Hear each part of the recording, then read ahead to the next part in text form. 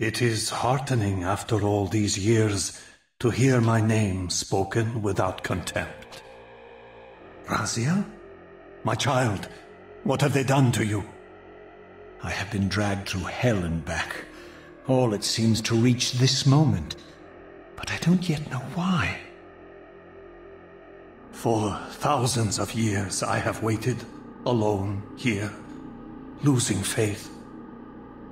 At the time of the binding, 9 guardians were called to serve the pillars, and I was summoned as the 10th guardian, the keeper of the Reaver, the weapon of our salvation.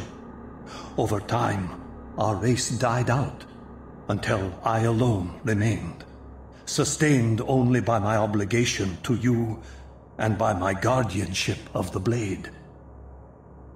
And the other 9? Why did their guardianship not sustain them? I don't know. As our race dwindled, the humans prospered. I have watched over the centuries as our history faded into myth and finally receded altogether.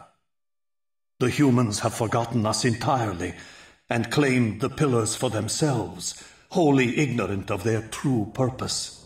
To them, I am merely a devil, the origin of their vampire plague. Why would the pillars summon human guardians then, if they are meant to be served by vampires? The pillars choose their guardians from birth, Raziel, and vampires are no longer born. This is the crux of our dilemma, and this is the terrible irony. With their vampire purge, the members of the Circle have assaulted the very architects of the pillars they are sworn to protect. They have embarked on a treacherous path. With every vampire they kill, the humans are slitting their own throats. They know I'm up here, beyond their reach, and it terrifies them. You can see how they flaunt their kills to torment me, or perhaps simply to lure me out. They have this foolish notion that destroying me will somehow topple our entire bloodline. Thankfully, we're not that fragile. I have seen them mustering their forces in the village below. Yes. I don't know what they're plotting, but I fear our time may be bitterly short. Mankind seems to have brought you only torment and grief. You must hate them. They fear what they don't understand, and they despise what they fear. But no, I do not hate them. Vorador does. He has suffered much. He cannot forgive them. Should they be forgiven? They don't understand what they're doing. They are simply unenlightened and vulnerable to manipulation. So, it's all true then, what Cain and Vorador have told me. I really am some kind of unholy vampire messiah. Unholy? No. Messiah, perhaps. I don't like that word. It smells of martyrdom.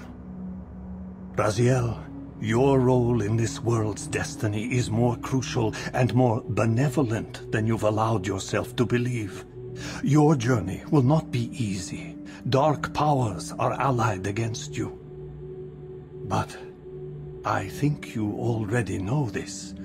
You appear to have been cruelly tested. The binding must be secured, Raziel. The pillars are the lock. And the Reaver is the key. Yes. The Reaver is here. Why do I feel nothing? The most formidable weapon ever forged by our swordsmiths.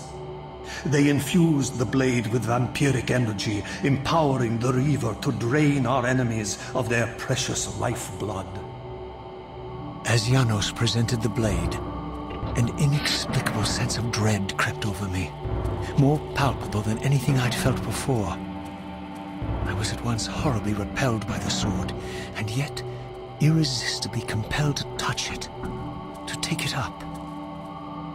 Please, take it away from me.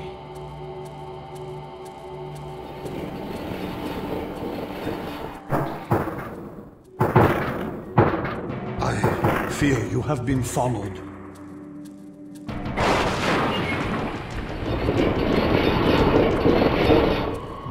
You must save yourself, Raziel. Janos! No!